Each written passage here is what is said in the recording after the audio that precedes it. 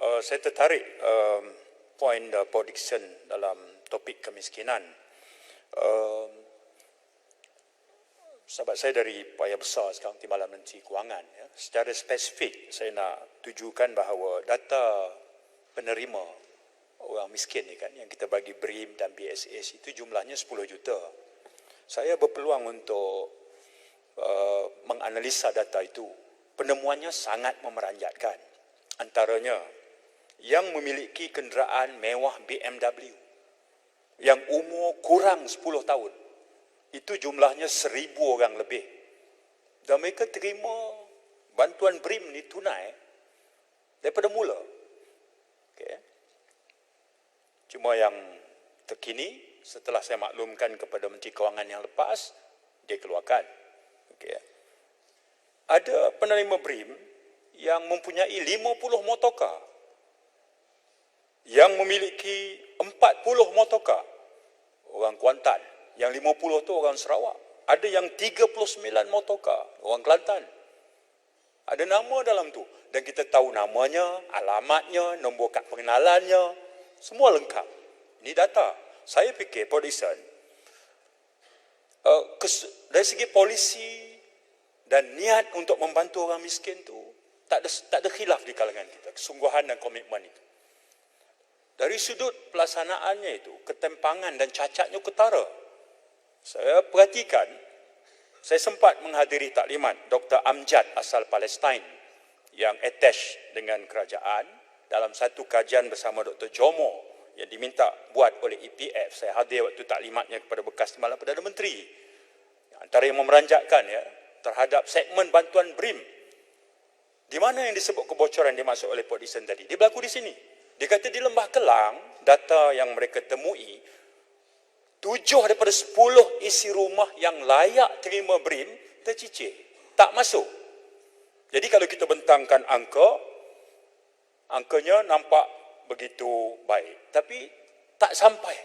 Dan inilah akhirnya yang lebih membimbangkan apabila baru ni sahabat saya dari Jeli mengumumkan poverty line income yang baru. Ini bukan soal kain sarung, tapi ini soal garis kemiskinan. Saya fikir dengan angka itu sekarang, hampir separuh daripada kaki tangan awam kita masuk kategori miskin.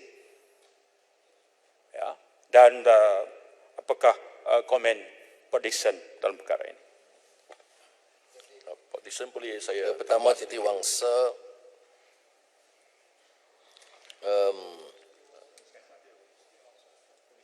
Setiawangsa masalah. Ya. Setiawangsa, maaf.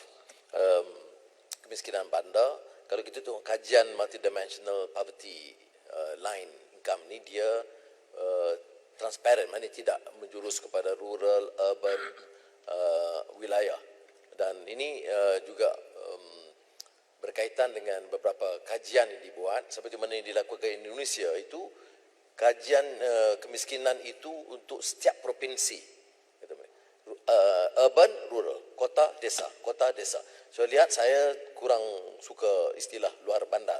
Saya ini pengikut Engku Aziz. Luar bandar ini always urban bias. Kita mengapa kita tak kata luar desa kota itu? Di kota, desa, bandar, desa, atau kawasan pedalaman. Jadi bukan bandar, luar bandar. Jadi kalau dilihat di sini, miskin bandar, kajian UNICEF, saya ingat kita bahaskan di parlimen dulu, dan ada menteri berkenaan, kemudian dia hanya mengenepikan. Tidak ada asas, kata dia. Padahal kajian itu kajian yang agak teliti, yang mengejutkan tentang kedudukan kemiskinan bandar dari sudut kesihatan dan dari sudut perumahan dan pendidikan, yang sangat membimbangkan. Pontian menyebut tentang soal pendidikan, saya setuju. Di antara kekuatan dasar ekonomi baru, walaupun banyak kelemahannya kerana lebih banyak menjaga golongan elit di atas, tetapi kekuatan kejayaan besarnya ialah mobiliti sosial, vertikal, akibat dari peluang pendidikan.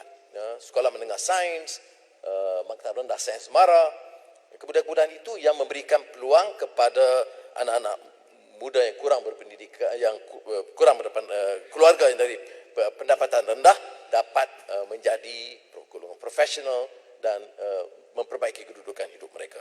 Saya akui saya bukan dari kategori anak orang miskin. Ayah saya ahli parlimen UMNO. Untuk maklum maklumat Setiausaha Agung UMNO.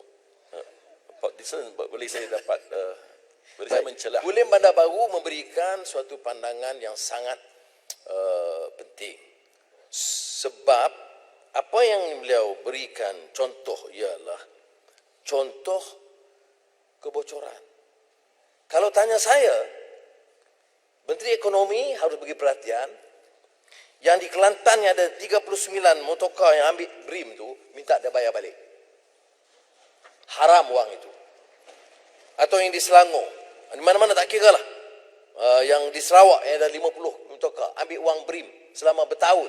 Ya, minta balik wang itu, kerana wang itu bukan wang dia. Memang salah teknikal, salah pegawai ya, untuk menyalurkan, tetapi mana boleh. Yang ada BMW, mana munasabah kita teruskan sistem begini. Dan apa yang lebih membimbangkan apabila di Lembah Kelang memang kajian itu menunjukkan ramai yang tercicir yang tidak dapat bantuan.